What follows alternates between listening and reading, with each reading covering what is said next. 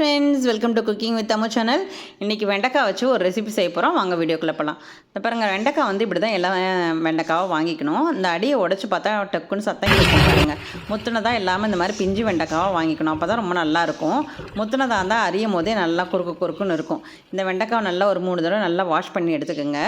வெண்டைக்காய் நம்ம வந்து கட் பண்ணால் குழன்னு இல்லாமல் இருக்கிறதுக்கு ஒரு டிப்ஸ் என்னன்னு பார்த்தீங்கன்னா, வெண்டைக்காவை அப்படியே தனியாக ஒரு தட்டில் வச்சுட்டு ஃபேன் போட்டு விட்டுறா அந்த காஞ்சா அந்த குழப்பு போயிடும். அப்படி இல்லைனா ஒரு வெள்ளை துணியோ இல்லை டிஷ்யூ பேப்பர் வச்சு அப்படி வந்து அந்த வெண்டைக்காவை நம்ம தொடச்சி எடுத்துட வேண்டியதான். அந்த ஈரப்பதெல்லாம் இல்லாமல் இருக்கும். இந்த பாருங்கள், நான் எல்லா வெண்டைக்காயும் தொடச்சிட்டு உங்களுக்கு காமிக்கிறேன். இல்லைன்னா இப்படி தனியாக ஸ்ப்ரெட் பண்ணி வச்சிடலாம். இப்போ வந்து இந்த டிஷ்ஷுக்கு வந்து நம்ம காயை எப்படி கட் பண்ணணும்னு காமிக்கிறேன். இந்த வெண்டைக்காவோட வால் பகுதியும் இந்த தலைப்பகுதியும் கட் பண்ணிக்கலாம். வெண்டைக்காய் வந்து இது சின்ன சைஸாக இருக்கனால அப்படியே 2 துண்டாக நான் கட் பண்ணிக்கிறேன். லைட்டாக கீறி விடுங்க. ஏன்னா அந்த காரம் உப்பெல்லாம் நல்லா உள்ளே ஏறணும். அதுக்காக தான். பொழந்துடாதீங்க. முழு வெண்டைக்காவாக இருக்கணும். இந்த பின்னாடி சைடும் இந்த சைடு பக்கம் இப்படி லைட்டாக அப்படி கீறி விட்டுருங்க. கீறி விட்டுட்டா அந்த காரெல்லாம் உள்ளே போகும். அதுக்காக தான். பாருங்க, இந்த சைஸுக்கு வந்து நம்ம வெண்டைக்காய் எடுத்துக்கலாம். இப்போ வந்து ஒரு வானல் வச்சுக்கலாம். வானல் வச்சுட்டு நான் வந்து கொஞ்சமாக எண்ணெய் ஊற்றிக்கிறேன். ஒரு 2 ஸ்பூன் எண்ணெய் ஊற்றிட்டு இந்த வெண்டைக்காவை வந்து நம்ம நல்லா வதக்க போகிறோம். இந்த மாதிரி ஏன் வெண்டைக்காய் வந்து எப்பயுமே ஒரு பொரியலாக இருந்தாலும் சரி, குழம்பா இருந்தாலும் சரி, இந்த மாதிரி நம்ம வதக்கி செய்யும் போது பார்த்திங்கன்னா இந்த குழகுழப்பு தனமெல்லாம் இருக்காது. அது மாதிரி வெண்டைக்காய் வதங்கும் போதுமே கொஞ்சோண்டு உப்பு போட்டுக்கலாம். அப்போ வந்து அந்த உப்பு வந்து அந்த வெண்டைக்காயில் ஏறி நம்ம சாப்பிடும் போது ருசியாக இருக்கும். அதுக்காக தான். இந்த வெண்டைக்காய் மசாலாவுக்கு தேவையான இன்க்ரீடியன்ஸ் பார்த்திங்கன்னா, 2 பெரிய வெங்காயம், ஒரு 3 பச்சை மிளகாய், கருவேப்பிலை, கொத்தமல்லி எடுத்து வச்சுருக்கேன். 2 பெரிய தக்காளி பழம் எடுத்து வச்சுருக்கேன். இஞ்சி பூண்டு பேஸ்ட்டு. வெங்காயத்தை வந்து பார்த்திங்கன்னா அப்படியே நல்லா பொடியாக நம்ம கட் பண்ணிக்கலாம். அது மாதிரி பச்சை மிளகாவும் ஒரு ஃப்ளேவருக்காக தான் போடுறோம். அதையும் வந்து நம்ம நல்லா பொடியாக கட் பண்ணி வச்சுக்குவோம். ஒரு கொத்து கருவேப்பிலை அதை வந்து உரிச்சு வச்சுக்குவோம். கொத்தமல்லி தழை அது மாதிரி எடுத்து வச்சுக்குவோம். இஞ்சி பூண்டு பேஸ்ட்டு உங்களுக்கு வந்து இஞ்சி பூண்டு பேஸ்ட்டாக இல்லைனாலும் பூண்டும் இஞ்சியும் நம்ம பொடியாகவும் நம்ம கட் பண்ணி வச்சுக்கலாம். இதை பாருங்கள், இந்த மாதிரி பச்சை மிளகா வந்து இந்த மாதிரி கட் பண்ணி வச்சுக்கோங்க. தக்காளி பழத்தினோட அந்த தலைப்பகுதியை எடுத்துருங்க. இதை பாருங்கள், அந்த மாதிரி எடுத்துகிட்டு நம்ம அதை கட் பண்ணி நம்ம வந்து தக்காளி பழத்தை வந்து நம்ம அரைக்க தான் போகிறோம்.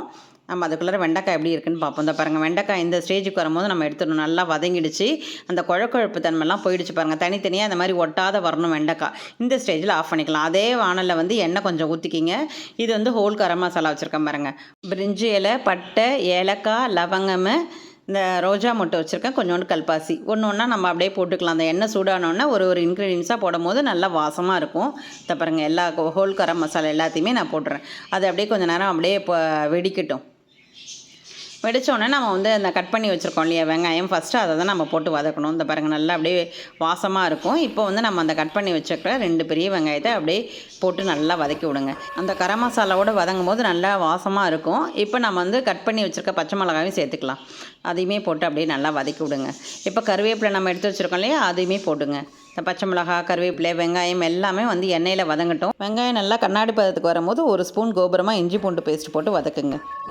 நம்ம வந்து தக்காளி பழத்தை வந்து மிக்ஸி ஜாரில் போட்டு அரைச்சிக்கலாம் நல்லா பேஸ்ட் மாதிரி. இதை பாருங்கள், தக்காளி பழம் 2 எடுத்துருக்கேன் இல்லையா, அதை அப்படியே நல்லா மிக்சியில் அரைச்சிக்கிறேன் பேஸ்ட் மாதிரி. அதை தான் நம்ம வந்து ஊற்ற போகிறோம். அப்போ தான் நல்லா திக்னஸ்ஸாக இருக்கும். அதுக்காக தான்.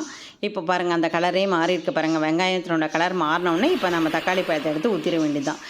இது நல்லா வதக்கி கொடுங்க. அப்படியே எல்லாமே அந்த பச்சை வாசனை போகிற அளவுக்கு நல்லா வதங்கட்டும். பாருங்கள், இந்த மாதிரி சுருளில் வதக்கி கொடுங்க. தளதுன்னு கொதிக்குது பாருங்கள். அப்படியே எண்ணெயுமே பிரிஞ்சு வருது பாருங்கள். இப்போ நம்ம வந்து உப்பு வந்து சேர்த்துக்குவோம். இந்த மசாலாவுக்கு தகுந்த உப்பை நம்ம சேர்த்துக்குவோம். ஏற்கனவே நம்ம வந்து வெண்டைக்காயில் கொஞ்சமாக உப்பு போட்டிருக்கோம். அதனால் திட்டமாக நம்ம உப்பு போட்டுக்கலாம். இந்த ஸ்டேஜில் நம்ம இப்போ மசாலா ஆட் பண்ணிக்கலாம். ஒரு சிட்டிகை மஞ்சத்தூள் வந்து போட்டுக்கோங்க. 2 ஸ்பூன் வந்து வெறும் மிளகாத்தூள் வந்து சேர்த்துக்குங்க. நான் வந்து இன்றைக்கி வந்து ஃப்ரெஷ்ஷாக அரைச்ச கொத்தமல்லி பவுடர் தான் போட்டிருக்கேன். நல்லா அது வந்து கோபுரமாக 1 ஸ்பூன் வந்து சேர்த்துக்குங்க. அதே மாதிரி ஜீரகப்பொடி அதுவும் 1 ஸ்பூன் வந்து ஃப்ரெஷ்ஷாக அரைச்சிருக்கேன். இது 2த்தையும் ஃப்ரெஷ்ஷாக அரைச்சி சேர்க்கும் போது இன்னும் வாசமாக இருக்கும். அப்படியே நல்லா வதக்கி கொடுங்க. தண்ணியெலாம் இப்போக்கி ஊற்றக்கூடாது. இந்த எண்ணெயிலே அப்படியே நல்லா அது வதங்கணும். நல்லா அப்படியே ஸ்லோவில் வச்சுருங்க. இப்போ நம்ம வந்து தயிர் எடுத்துக்குவோம். ஒரு 3 கரண்டி தயிர், கெட்டி தயிரை வந்து ரொம்ப புளிக்கக்கூடாது. கெட்டி தயிரை அப்படியே நம்ம நல்லா அடிச்சுட்டு நம்ம அந்த மசாலா வந்து வதங்கிட்டு இருக்கு இல்லையா, நம்ம அதில் ஊற்றுவோம். இந்த பாருங்கள், இந்த ஸ்டேஜுக்கு ரெடி பண்ணிவிடுங்க. இப்போ மசாலா பார்ப்போம் பாருங்கள், நல்லா வந்து வதங்கிடுச்சு. இப்போ வந்து நம்ம அடித்து வச்ச தயிரையுமே ஊற்றிக்கிங்க. இப்போ அடுத்தது நல்லா இதை வதக்கி கொடுங்க. அந்த தயிரில் வந்துட்டு அந்த மசாலாலாம் நல்லா மிக்ஸ் பண்ணுற மாதிரி நல்லா வதக்கி கொடுங்க. இந்த மாதிரி வதக்கி விடுங்க. அடியெல்லாம் பிடிக்காத மாதிரி நாம் பார்த்துக்கணும். அப்படியே ஸ்லோவில் வச்சுட்டு நீங்கள் வதக்குங்க. இதை பாருங்கள், இந்த மாதிரி நல்லா வதக்கி கொடுக்கணும். அப்போ தான் வந்து அந்த ஸ்மெல்லெல்லாம் போய் அந்த ருசியாக இருக்கும். இப்போ நம்ம வந்து 1 டம்ளர் தண்ணி வந்து ஊற்றிக்கலாம்.